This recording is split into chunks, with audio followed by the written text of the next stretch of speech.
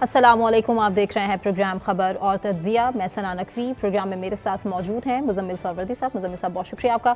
ناظرین، ہنگو میں security forces نے دہشت گردوں کے خلاف کارروائی کی ہے اور ISPR کے مطابق 7 خوارج ہلاک ہوئے ہیں اور اس کے نتیجے میں کیپٹن حمزہ اکرم نے جام شہادت نوش کیا ہے۔ اس پر بات کریں گے، جبکہ ساتھ ہی ساتھ بات ہوگی عمان اور ایران کے ایگریمنٹ کے حوالے سے اور کیا جنگ رکنے جا رہی ہے، کیا سب سے بڑی رکاوٹ ہے۔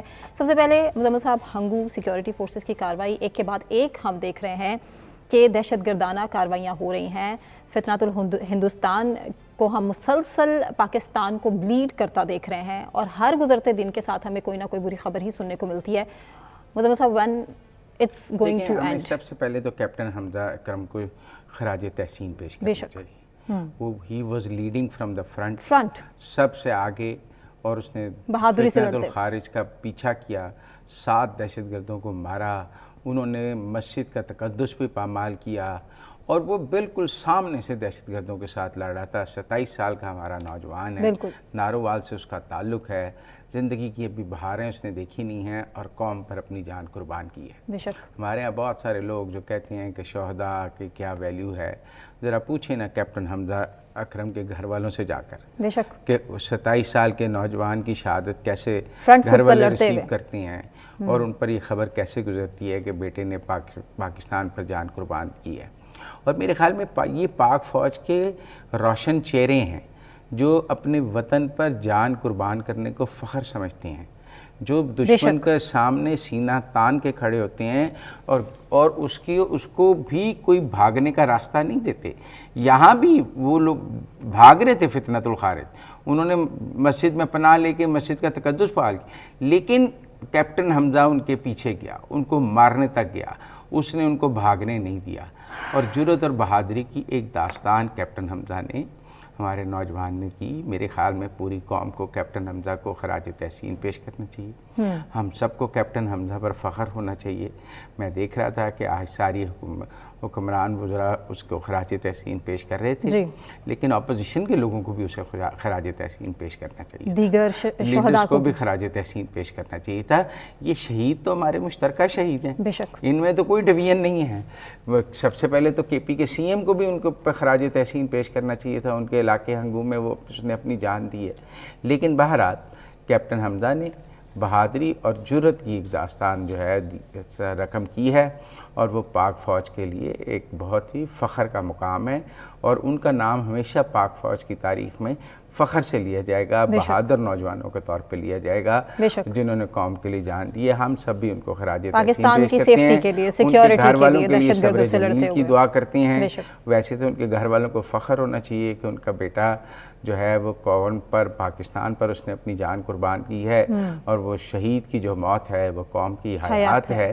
تو کیپٹن حمزہ کی جو موت ہے وہ قوم کی حیات ہے اور اس کی شہادت جو ہے وہ ہم سب کا قومی احساس ہے، قوم کو یاد رکھنا چاہیے۔ مزمل صاحب، ایران اور امریکہ حالات جیسے ہی بہتری کی طرف جاتے ہیں ہم دیکھتے ہیں کہ مسلسل حالات خراب ہی ہو جاتے ہیں۔ ڈونلڈ ٹرمپ صاحب اب بات کریں کہ بات چیت جاری ہے، جنگ جلد ختم ہو جائے گی، اسٹریٹ آف ہرمز کھل جائے گی اور عمان کے ساتھ اسٹریٹ آف ہرمز میں جہاز رانی کے لیے نئے راستے کے قیام سے متعلق ایران معاہدے کر رہا ہے اور اب قریب تر پہنچ گیا اس معاہدے کے۔ آپ کو کیا لگتا ہے کہ آنے والے 48 گھنٹے بڑے اہم بتائے جا رہے ہیں؟ دیکھیں، ایران اور عمان کے درمیان یہ تو طے ہو گیا ہے کہ اسٹریٹ آف ہرمز کو جو ہے ایک کنٹرول کیا جائے گا جوائنٹلی اور ایک اس کے اوپر ایک سروسز فی لگائی جائے گی اور وہ سروسز فی کی اب شرح پہ تھوڑا ڈسپیوٹ ہے۔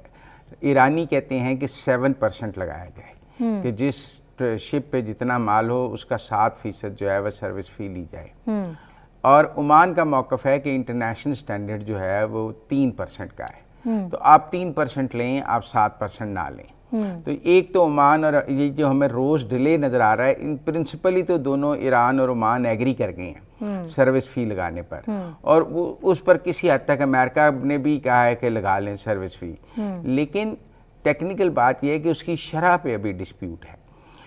کتنا پرسنٹیج ہوگا ایران کا اور کتنا پرسنٹیج ہوگا عمان کا؟ عمان کو مجھے لگتا ہے پرسنٹیج لینے میں انٹرسٹیڈ نہیں ہے۔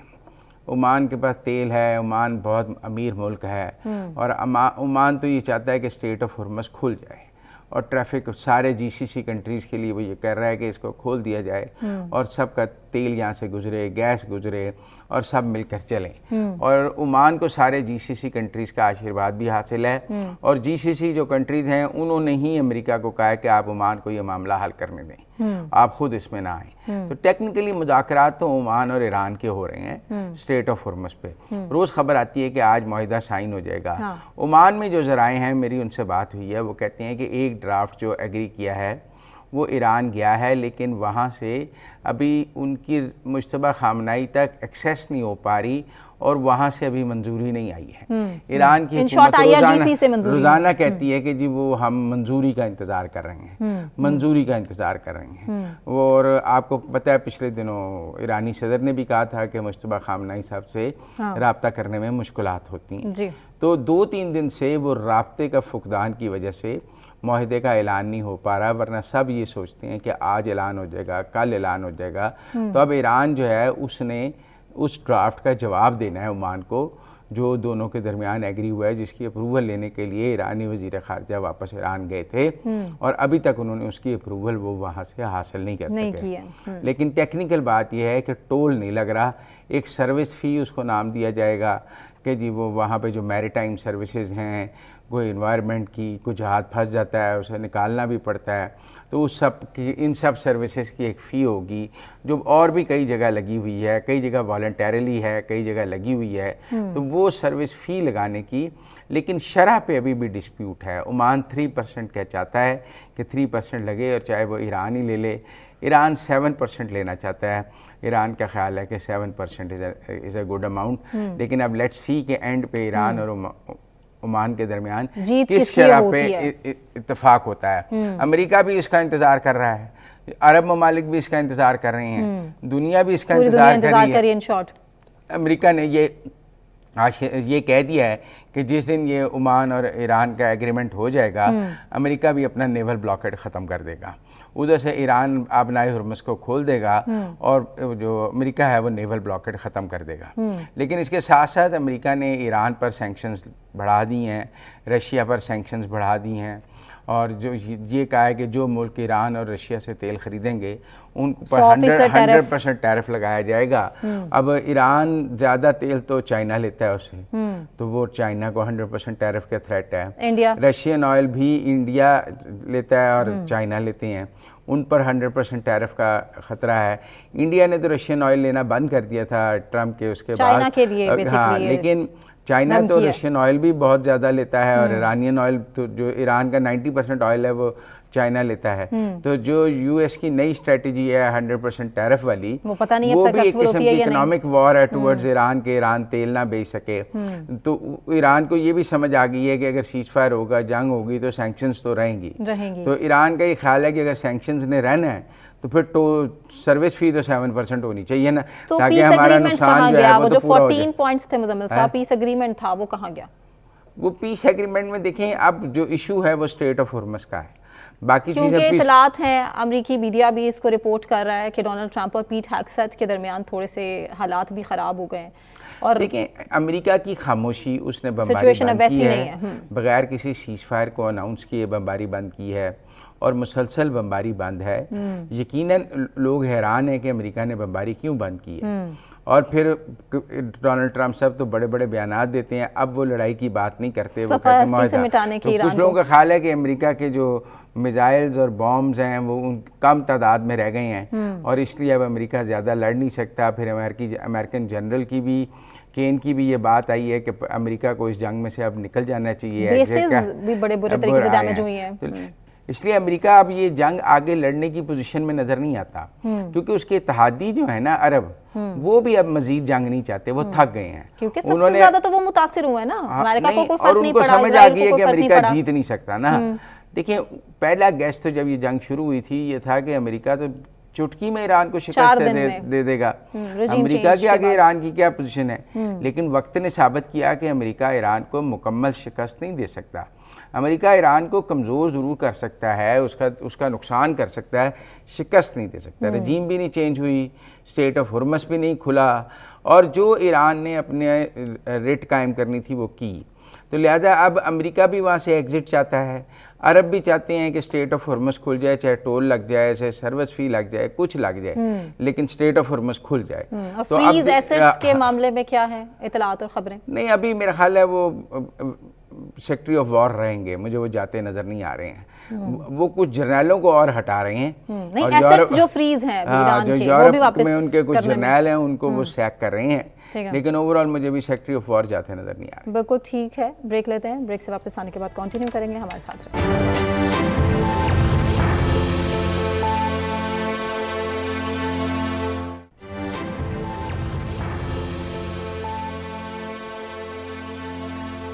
ویلکم بیک ناظرین، بات کریں گے مکہ دفاعی معاہدے کی، جس میں ترکی، پاکستان اور سعودی عرب اب ایک ساتھ ہے۔ نیوکلیئر پاور، ملٹری پاور اور فائنینشیل پاورز جو اکٹھی ہو کر پوری دنیا کے سامنے اس ٹائم نظر آئی ہیں تینوں طاقتیں، اور پاکستان کے دشمنوں کو تو فوش اور آگ لگی گئی ہے۔ اسی پر بات کریں گے ایک بھارت میں صفحہ ماتم آخر بچ کیوں گیا ہے۔ مزمل صاحب اسٹوڈیوز میں ہمارے ساتھ موجود ہے، جبکہ جاوید حسین صاحب ہیں، سابق سفیر ہیں، انہوں نے ہمیں جوائن کیا ہے۔ بہت شکریہ جاوید صاحب آپ کے وقت کے لیے۔ مزمل صاحب اوور ٹو یو۔ جاوید صاحب، جو اس معاہدے کے بعد ایک انٹرنیشنلی خاموشی ہے، رد عمل کئی ملکوں نے نہیں دیا، گلف کے بیشتر ملکوں نے کوئی رد عمل نہیں دیا سوائے بحرین کے، انٹرنیشنل پاورز نے کوئی رد عمل نہیں دیا، یورپ نے کوئی رد عمل نہیں دیا، چائنا نے کوئی کامنٹ نہیں کیا، یہ خاموشی کیوں ہے؟ میرے خیال میں بڑی ڈیولپمنٹ ہوئی ہے، اس کو مختلف جو حکومتیں ہیں اس کو جس کو کہتے ہیں ایبزارو کر رہی ہیں، ابھی اس کو اوپر غور کر رہی ہیں، اس کی امپلیکیشنز کے اوپر، اور صاف ظاہر ہے ان کی جو سفارت خانے ہیں وہ بھی ان کو خبریں دے رہے ہوں گے۔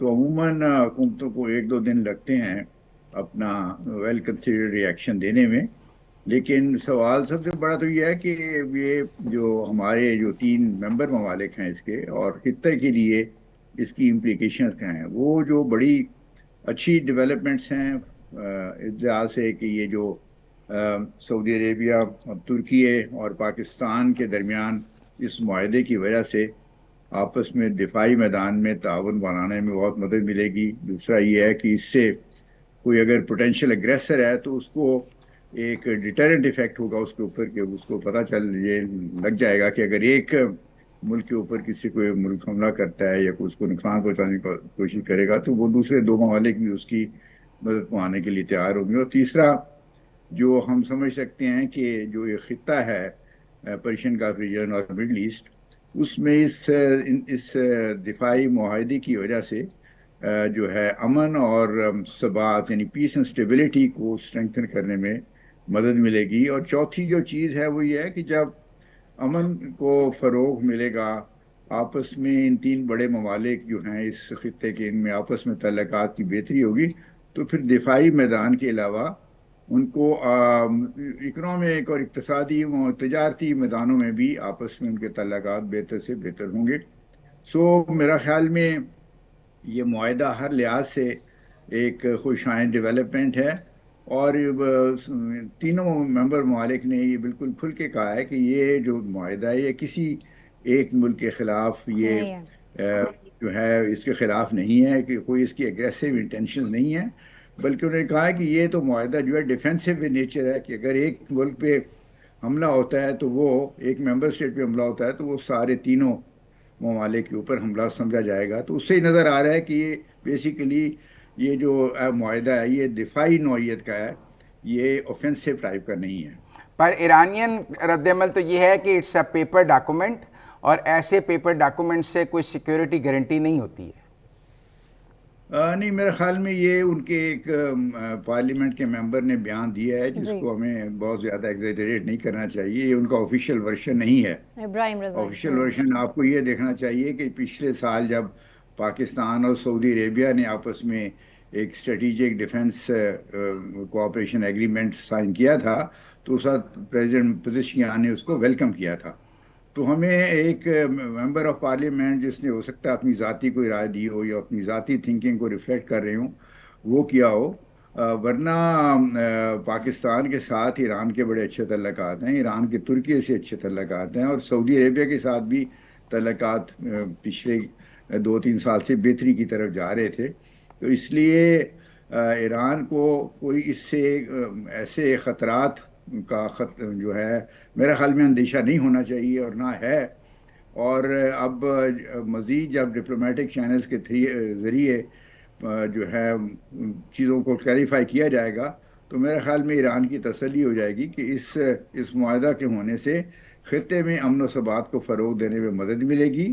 اور ہو سکتا ہے کہ اس سے پھر ایک اور ڈیولپمنٹ یہ ہو کہ جو امریکہ کا اتنی پریزنس ہے یہاں پہ اس خطے میں، ملٹری پریزنس، اس میں کچھ کمی آ جائے، اس اثر و رسوخ میں کچھ کمی آ جائے اور خطے کے مالک جو ہیں خود اپنے معاملات کو سنبھالنے کے لیے تیار ہو جائیں. یہ ایک بہت بڑی ڈیولپمنٹ ہوگی اگر یہ ہو گئی. اور میرے خیال میں جو اوور آل جو سچویشن مڈل ایسٹ کی ہے وہ اسی طرف جا رہی ہے، کیونکہ خطے کے ممالک نے دیکھ لیا ہے کہ امریکہ جو ہے ان کو وہ سیکیورٹی پرووائڈ نہیں کر سکتا نہیں جس ریلائی کی ان کر کی ان سے سکتا. توقع تھی. اس لیے ان کو آپس میں جو ہے کوآپریشن بڑھا کے اپنے معاملات کو سنبھالنا ہوگا. اور اس لحاظ سے یہ ایک شروعات ہے، یہ جو ہے 3 ممالک کے درمیان ایگریمنٹ. اور ممبر ممالک نے کہا ہے کہ دوسرے جو خطے کے ممالک ہیں انکلوڈنگ ایران اور یا مصر یا دوسرے اس طرح ممالک ہیں، ان کے لیے they are welcome to join it. تو اس لیے یہ کسی خطے ملک کو تو اس کے کوئی خطرہ ہونا نہیں چاہیے. اور اگر یہ بڑھ کے ایکسپینڈ کر کے ایک regional cooperation, defence cooperation agreement بن جاتا ہے جس میں پھر دوسرے میدانوں میں آپس میں تعاون یعنی اقتصادی اور تجارتی تعاون بھی بڑھے، تو وہ تو پھر اس خطے کے لیے ایک جو ہے نا ایک ڈسٹی اس کی بدل جائے گی اور خطے میں امن اور پراسپیرٹی جو ہے وہ میرا حال میں اس میں اضافہ ہوگا. اچھا، میں دیکھ رہا تھا کہ جب یہ سائن ہوا مکہ ڈیفنس کا ایگریمنٹ، اس کے بعد نریندر مودی صاحب نے فوراً نیتن یاہو کو فون کیا اور دونوں نے آپس میں کوئی 50 منٹ گفتگو کی کہ we are brothers and sisters ایک ڈیفنس کوآپریشن کے لیے.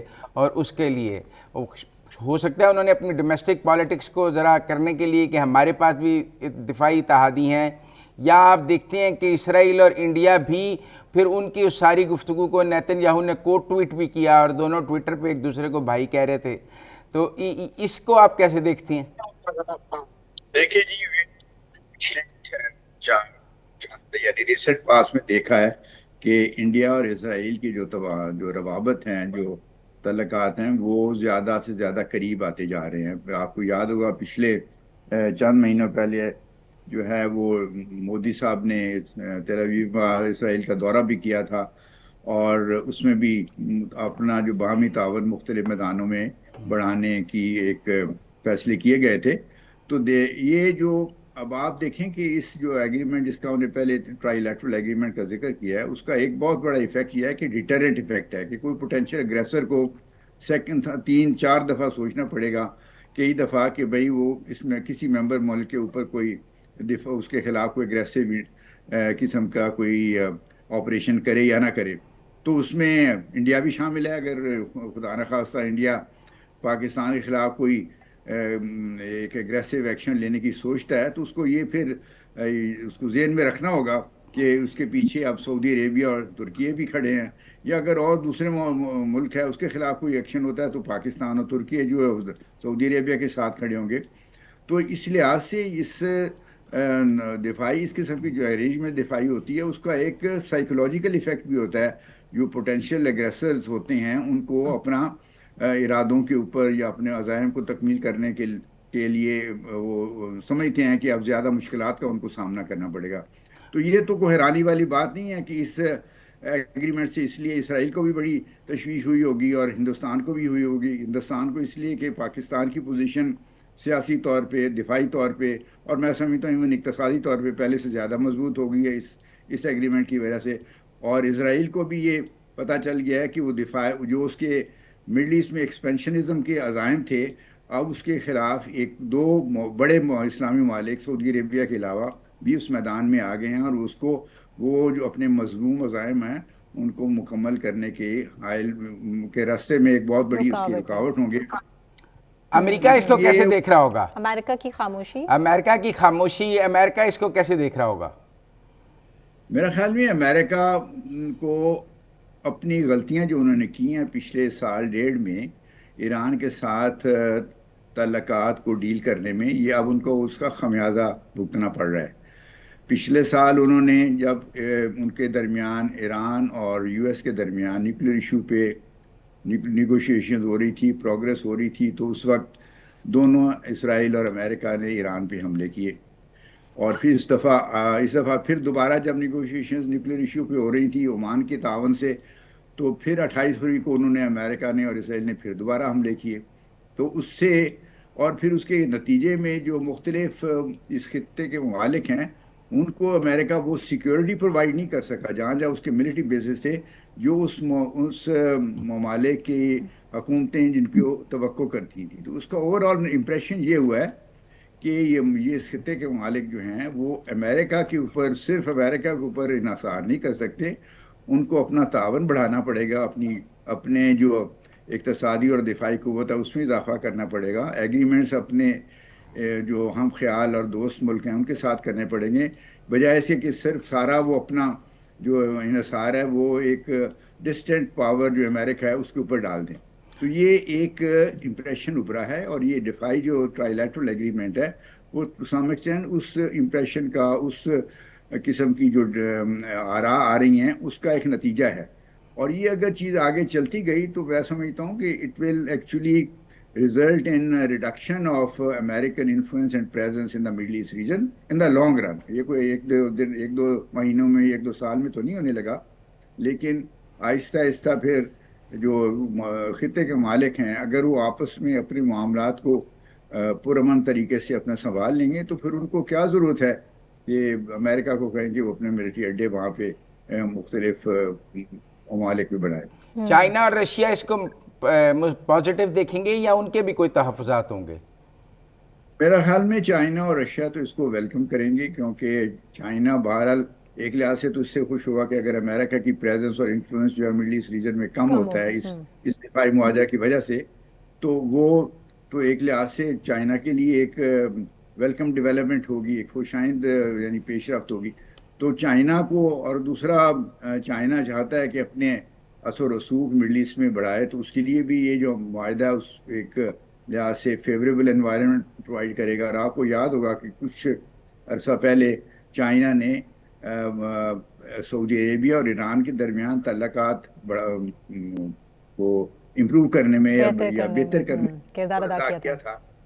وہ جو ہے وہ بھی اس لحاظ سے اگر فرض کیا یہ آگے چل کے یہ ایگریمنٹ ایکسپینڈ ہوتا ہے اور کسی ایک اسٹیج پہ جا کے ایران بھی اس میں شامل ہو جاتا ہے اور اس میں مصر بھی ہو جاتا ہے, تو پھر ایک ریجنل سیکیورٹی آرکیٹیکچر اس میں اس مڈل ایسٹ میں آ جائے گا, جس میں بیسیکلی سیکیورٹی جو ہے وہ خطے کے ممالک کی ذمہ داری ہوگی. اور اس کا بیسک جو میرے خیال میں پرنسپل 3 ہوں گے, ایک تو یہ کہ ایک جو ممالک ہیں ممبر اسٹیٹس ہیں وہ ایک دوسرے کے انٹرنل افیئرز میں کوئی دخل اندازی نہ کریں, اور دوسرا یہ ہے کہ وہ اگر کوئی ان کے آپس میں کوئی جھگڑا یا کوئی ایسے ہے چیز ہے جس کا ڈسپیوٹ ہے یا ڈس ایگریمنٹ ہے تو اس کو پرامن طریقے سے حل کرے. اور تیسرا یہ کہ اگر کوئی ایکسٹرنل پاور یعنی نان ریجنل پاور یہاں پہ مڈل ایسٹ میں کوئی اگریسو قسم کا ایکشن لیتی ہے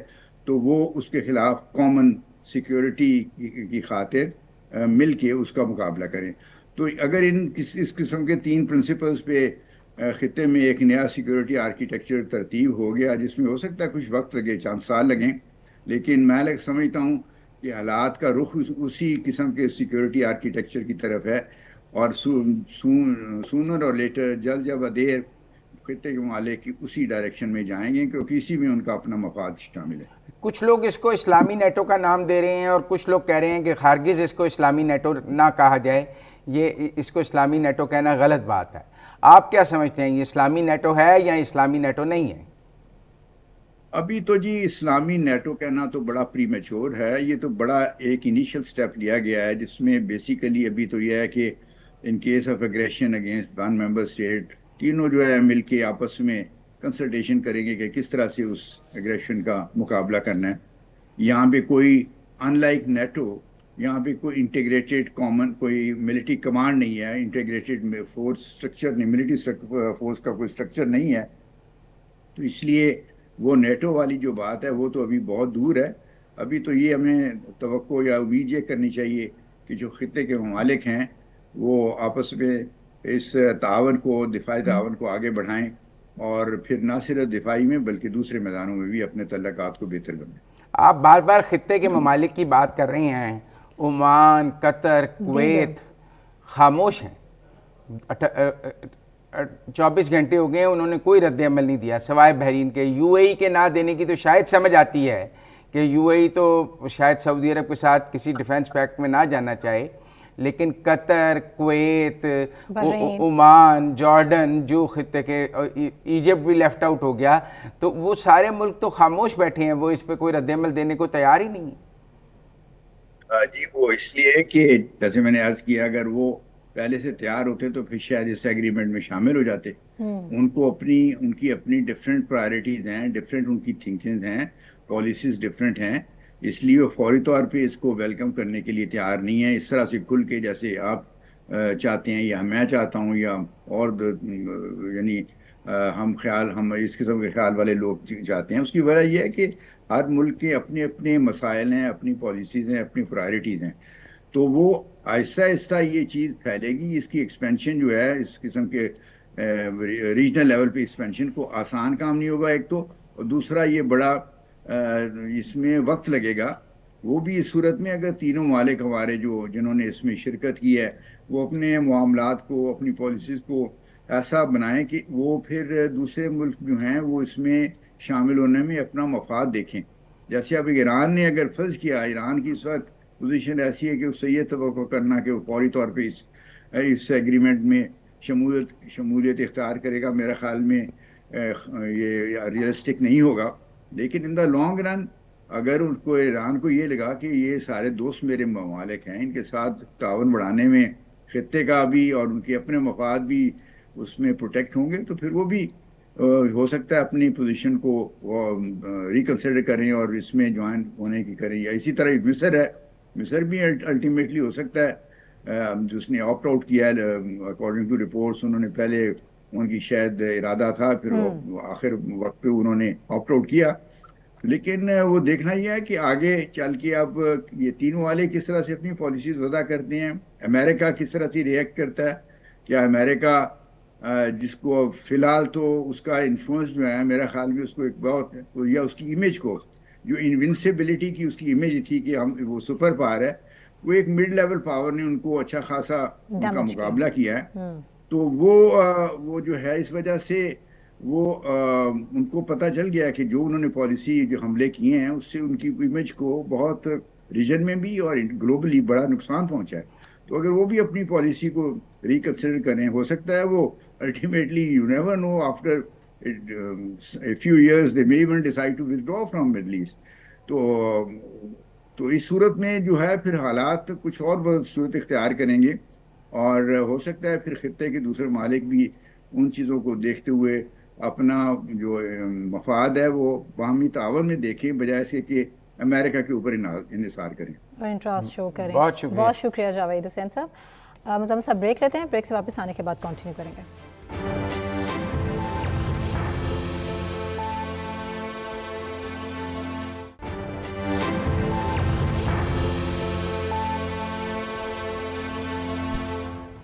ویلکم بیک ناظرین. آزاد کشمیر کے جو انتخابات ہیں ان انتخابات نے پیپلز پارٹی اور نون لیگ کے درمیان میں دوریاں بڑھا دی ہیں. اختلافات اس قدر شدید بڑھ چکے ہیں کہ آلموسٹ پیپلز پارٹی اور نون لیگ کے ہم منسٹرز کی طرف سے دیکھیں تو کوئی نہ کوئی روز ایک بیان آ رہا ہے اور ایک دوسرے کے خلاف ہے.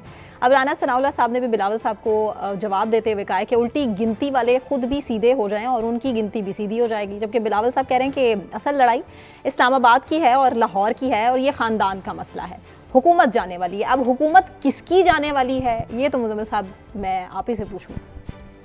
دیکھیں اس وقت آزاد کشمیر میں الیکشن ہے، 10 اگست کو بھی 4 سیٹوں کا انتخاب ہے اور پھر ابھی راولہ کوٹ اور اس کی 7 سیٹوں کا انتخاب باقی رہتا ہے. تو الیکشن کی گرما گرمی ہے. بلاول اپنی الیکشن مہم چلا رہے ہیں اور ان کا انداز الیکشن مہم چلانے کا یہی ہے کہ 2024 میں بھی جو انہوں نے مہم چلائی تھی تو وہ مسلم لیگ نون کے خلاف بہت بولتے تھے، بعد میں انہوں نے مسلم لیگ نون کی حکومت کو سپورٹ کر دیا تھا۔ آپ کو نہیں لگتا یہ اس دفعہ بیانات سے بہت آگے چلی گئی یہ بات؟ نہیں، مجھے نہیں لگتا، بلکہ یہ درست ہے کہ صدر آصف زرداری صاحب نے ججز کی جو سمری ہے وہ روکی ہے، ہاں، تعیناتی کی سمری روکی ہے، اور اس سے پہلے انہوں نے حکومت کی کوئی سمری نہیں روکی۔ یہ پہلی دفعہ ہے کہ انہوں نے حکومت کی سمری روکی ہے، اور حکومت بھی ان سے بات نہیں کرنا چاہتی سمری پہ، بلکہ متبادل راستہ ڈھونڈا جا رہا ہے کہ صدر کی منظوری کے بغیر ہی نوٹیفیکیشن کر دیا جائے۔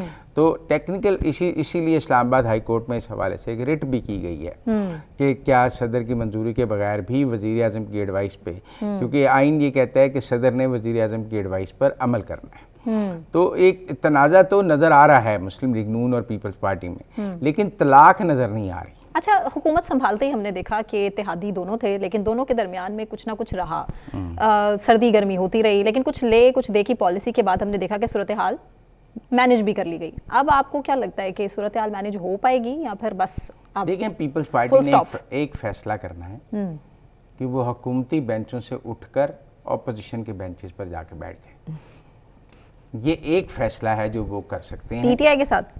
پی ٹی آئی کے ساتھ نہیں، اپنے اپوزیشن بینچ، اپوزیشن میں کئی جماعتیں ہوتی ہیں، 74 ان کی سیٹیں ہیں، ہو سکتا ہے بلاول قاعدے اس اختلاف بن جائے اگر وہ اپوزیشن بینچز پہ جا کر بیٹھیں، تو اپوزیشن میں کبھی بھی وہ ایک بڑی پارٹی ہوں گے۔ تو یہ ایک فیصلہ انہوں نے کرنا ہے، جس دن وہ یہ فیصلہ کریں گے اس دن یقیناً مرکز میں مسلم لیگ نون کی حکومت عدم استحکام کا شکار ہو جائے گی، اور اس کے بعد مسلم لیگ نون کے پاس دو ہی راستے رہ جائیں گے، یا وہ اپنے ووٹ پورے کریں گے، ان کے 2 3 4 ووٹ کم ہیں، یا شہباز شریف اسمبلی توڑ دیں گے۔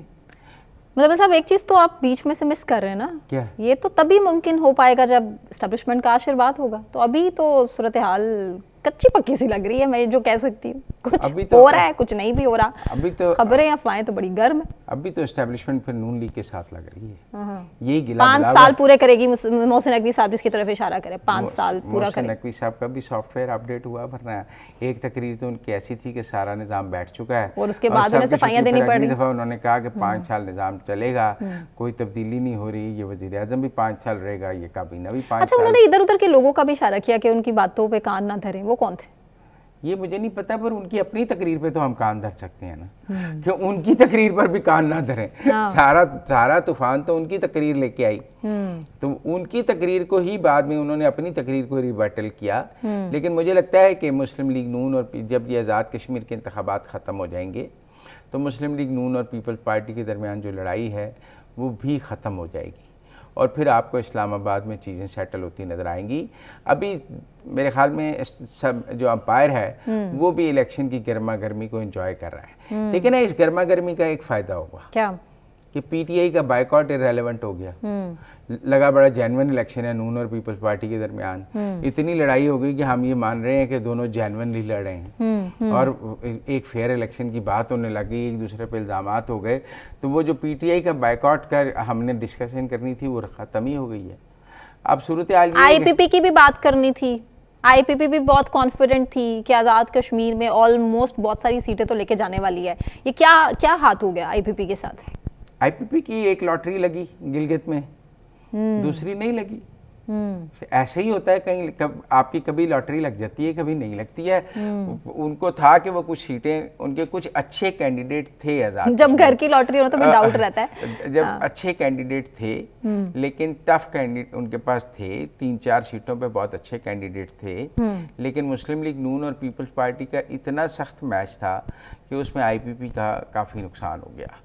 اور ویسے تو آئی پی پی گلگت میں بھی کوئی سیٹ نہیں جیتی تھی، آزاد ارکان نے آئی پی پی جوائن کی تھی، ویسے وہ کوئی سیٹ جیت نہیں سکے تھے، آزاد کشمیر میں بھی کوئی سیٹ جیت نہیں سکتے، ہو سکتا ہے کوئی آئی پی پی جوائن کر لے کوئی آزاد، تو وہ تو مجھے نہیں پتا، لیکن ابھی تک تو آزاد بھی کوئی نہیں جیتا، جیت تو مسلم لیگ نون اور پیپلز پارٹی کے لوگ ہی رہے ہیں۔